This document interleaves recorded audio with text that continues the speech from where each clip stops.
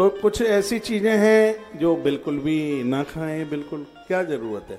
चाय को भी धीमे धीमे कम कर दीजिए। आप कहोगे सब कुछ तुम छुड़वा ही दोगे, नहीं छुड़वाऊंगा, भजन नहीं छुड़वाऊंगा, तीर्थ यात्रा नहीं छुड़वाऊंगा, माला नहीं छुड़वाऊंगा आपकी, ये चीजें चिंता ना करना, ये नहीं छुड़वाने वाला, इसको तो और बढ़ाने की कोशिश करूंगा, ये और बढ़े। मुझे आपके स्वास्थ्य की बहुत चिंता रहती है। आपका स्वास्थ्य ठीक रहेगा तभी तो आप तीर्थ यात्राएं करते रहेंगे। जवानी में तो आप दुनिया के लिए जीते रहे, कहाँ आप जा पाए, कहाँ आप क्या कर पाए। अभी तो अभी ये मौका एक समय मिला है। मैंने तो आपके बच्चों को कहा है भाई माल तू कमा और माला मैं घुमाऊंगा, तो इससे माता पिता की खूब यात्रा होगी, आनंद में होगी, बहुत आनंद में होगी। हमने कहा दिया उन्हें कि पैसा तुम खर्च कर दो और इनको यात्रा कराने की जिम्मेवारी हमारी है। एक काम भाई तू कर ले, एक काम हम कर लेंगे। तो एक बार मैं फिर निवेदन करूंगा, जिनका खान पान ठीक नहीं है 1,00,000% उन्हें नरक की यातना का भोग भोगना पड़े। इसलिए जो चीजें बिल्कुल बेकार हैं, हाँ, शराब आज नशा छाया हुआ है, जवानों को बर्बादी में करने में लगा हुआ। नॉन वेज बिल्कुल मत खाइए।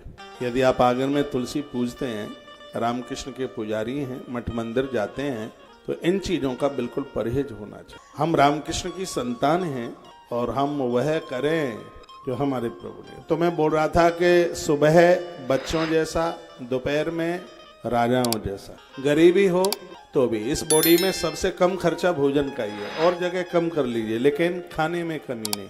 थोड़ा बहुत घर में दूध भी, दही भी, दाल सब्जी। दाल स्वास्थ्य को बहुत फायदा करती है, लेकिन 55 साल के ऊपर अरहर की दाल कम कर दें, क्योंकि ये शरीर में पस बनाती है, आयुर्वेद बोलता है। 55 साल के बाद में मूंग की दाल बहुत फायदा करती है, स्वास्थ्य के लिए बहुत अच्छी है। चना की दाल पेट में गैस बनाती है, मूंग की दाल। राजमा कम खाएं, राजमा। आप कहेंगे यहाँ तो खूब राजमा बनता है, तो यहाँ तो हम 5, 7, 8 दिन के लिए ही तो आए। हाँ, उसको थोड़ा करो। हाँ, मेथी दाने की सब्जी हफ्ते में एक बार बनाइए और उसको करेले के रस में पकाइए। परदेश चली जाएगी डायबिटीज, यहाँ रुकेगी ही नहीं, आपके घर में तो नहीं रहेगी। नीम की पत्तियां भी लेते रहिए। नीम की पत्तियों का बड़ा प्रभाव। नीम की पत्तियां सुखाकर पानी में डालकर यदि तुलसी की जड़ों में डाल देते हैं, जीवन में तुलसी ठंड में भी नहीं सूखेगी। नीम की पत्तियों का इतना बड़ा प्रभाव है, सर्दी में भी सूखेगी नहीं। और जब नीम की पत्तियां तुलसी को न सूखने दें तो नीम की पत्तियां हमें और आपको भी मुरझाने नहीं देगी। इतना बड़ा प्रभाव। तो कुछ चीजें हैं ये आप लेते रहिएगा।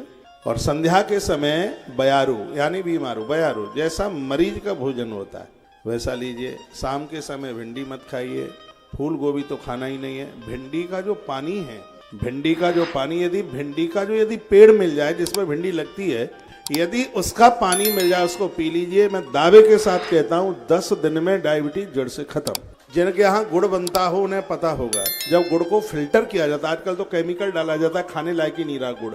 प्राचीन समय में, शर्मा जी इधर देखो, प्राचीन समय में जब गुड़ बनता था तो उसका फिल्टर भिंडी के पानी से किया जाता था। उसमें बड़े बड़े परछे में वो भिंडी के पेड़, वो पूरा का पूरा पौधा भिंडी का, जिसमें से भिंडी तोड़ ली गई है, उसको कूट करके ऐसे दौंच करके उसको पानी में डाल दिया जाता था। फिर वह पानी डाला जाता था कड़ाबे में, जैसे उसकी लदोई, उसका क्या बोलेंगे, उसका मैल, हाँ मैल, अनावश्यक उसका जो तत्व है उससे उसका वो फिल्टर होता है। ये तो हमने देखा है, हम किसान के बेटे हैं, ये तो हमने देखा। गन्ना होता था, गुड़ बनता था, तो ये सब चीजें देखते थे।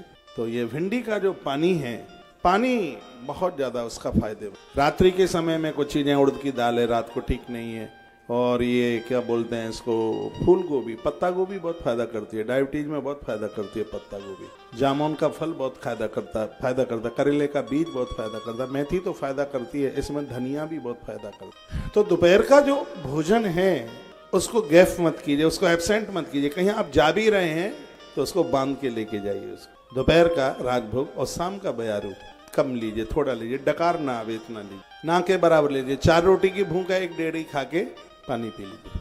सूर्य अस्त के बाद तो अन्न पेट में जावे ही नहीं। जैन धर्म का एक रूल मुझे बहुत अच्छा लगता है।